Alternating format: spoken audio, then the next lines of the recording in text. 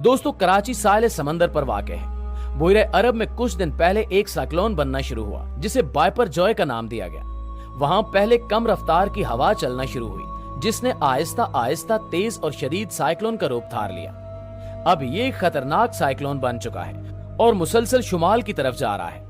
यानी कि अगर इसका रुख ना बदला तो इंडिया और पाकिस्तान के साहिली इलाके इससे मुतासिर हो सकते हैं। महकमे मौसमियात के मुताबिक बाइपर जॉय साइक्लोन की मौजूदा सूरत हाल ये है कि इसके गिर्द हवा की रफ्तार 195 किलोमीटर फी घंटा तक पहुंच गई है और इसके गिर्द 40 से 50 फुट ऊंची लहरें उठ रही हैं। ऐसी सूरत हाल अक्सर समंदरों में होती रहती है, यानी अक्सर समंदरों में साइक्लोन्स बनते रहते हैं। लेकिन अक्सर ऐसा होता है कि इन साइक्लोन्स का रुख बदल जाता है या इनकी शिद्दत कम हो जाती है।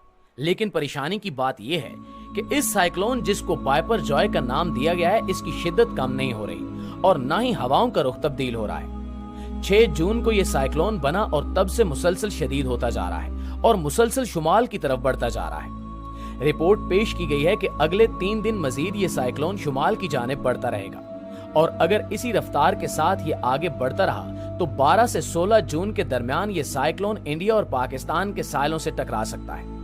इससे इंडिया के महाराष्ट्र और गुजरात के इलाकों के साथ पाकिस्तान के सिंध और बलोचिस्तान के कुछ इलाकों को खतरा हो सकता है और इन इलाकों को वार्निंग्स जारी कर दी गई हैं। नाज़रीन गिरामी, कराची के साहिल पर पाबंदियां लगा दी गई हैं। शहरियों को साहिल पर जाने से मना कर दिया गया है और माही गिरों को भी खुले समंदर में न जाने की तंबीह की गई है। जब तक साइक्लोन के आसार खत्म नहीं हो जाते ये पाबंदियां लगी रहेंगी। ये साइक्लोन फिलहाल बुहरे अरब में है जहां 50 फुट तक लहरें बुलंद हो रही हैं। अगर ये साइक्लोन कराची तक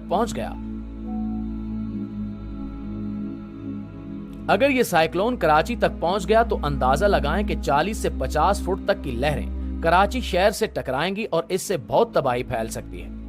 इसकी वजह से बहुत सैलाब और लैंडस्लाइडिंग का भी खतरा है। इसके अलावा एक बात यह है कि कराची सतह समंदर से नीचे वाक़ है, जिसकी वजह से अगर पानी शहर में दाखिल हुआ तो बहुत नुकसान होगा। इस सूरत हाल में अल्लाह ने इस शहर को अब तक बचाया हुआ है। इस पर मजीद एक मसला यह है कि कराची में बहुत गैर मुनज़्ज़म तरीके से इमारतें तामीर की गई हैं। जो मंसूबा बनाया गया था जिसके तहत इमारतें तामीर होनी चाहिए थी, इस पर बिल्कुल भी अमल नहीं किया गया और निकासी के निजाम के लिए जो जगह रखी गई थी इस पर भी इमारतें बना दी गई हैं। इस तरह पानी की निकासी का सही इंतजाम भी ना हो सका। नालियों के ऊपर घर बना दिए गए और आज कराची में इमारतों की सूरत हाल ये है कि 2 इमारतों में इतना ही फासला है कि एक इमारत की खिड़की से खड़े होकर दूसरी इमारत में झांका जा सकता है। अगर तेज बारिश ही हो जाए तो पानी सड़कों पर खड़ा रहता है और इसका इंतजाम करना भी मुश्किल हो जाता है। इस तरह ज्यादा बारिश भी मसला बन जाती है। इस सूरत हाल में अगर इस शिद्दत का साइक्लोन कराची से टकराता है तो यकीनन बहुत तबाही होगी, जिसकी वजह से पाकिस्तान के दूसरे शहर भी मुतासिर हो सकते हैं।